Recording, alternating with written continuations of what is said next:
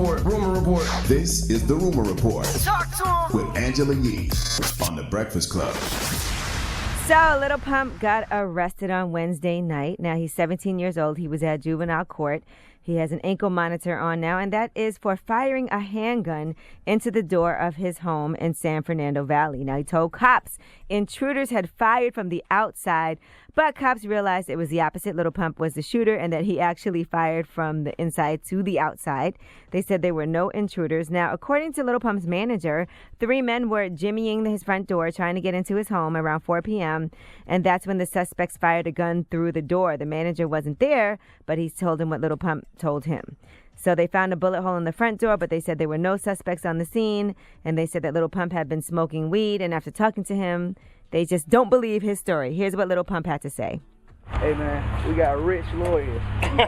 We got real lawyers, the best lawyers in the planet. It was reported to the police that intruders fired into your house. Hey, is that your memory of what happened? Listen, see my ankle? House arrest, house arrest, house arrest, house arrest. All right, so he's on house arrest, I guess. I thought that's what he said the first time. I thought he said that, intruders came to the door and he shot through the door to try to get them away and maybe hit them. That's what I thought the original That's what his story was. was, but the police are saying that's not what happened. There were no intruders. He actually fired into the door and there was no one there from the inside to the outside. When they looked at the trajectory of the bullet and everything, that's the way it went. So I'm sure they're still investigating. Maybe they had some surveillance video. But then when they got there, they saw that he had marijuana in the house as well, and his mom wasn't home. I don't know.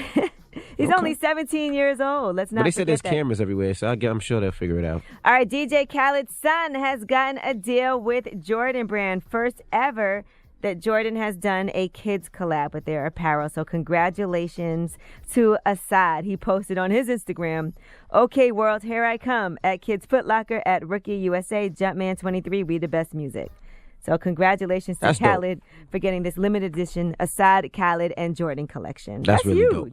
Yeah, that's really dope. Yeah, he's having the best life ever, by the way. Absolutely. All right, Matt Barnes, he was on Out of Bounds, and he was talking about a lot of different things. One thing that he touched on was Blake Griffin. Now, we told you yesterday that Blake Griffin's former fiance is suing him for palimony, and that is because he dumped her 1 week before the wedding because she wouldn't sign a prenup, and then he jetted off with Kendall Jenner. Now, here is what Matt Barnes had to say on Out of Bounds about their relationship.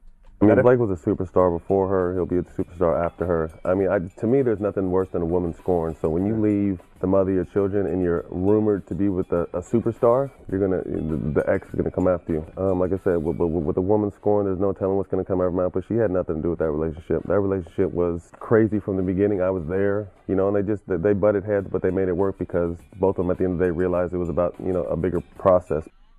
All right, so that was his weighing in. I guess he has his own experiences. I'm sure he does. All right, Charles Barkley was on Jimmy Kimmel Live, and he talked about one time playing basketball and not remembering anything. Here's what he had to say.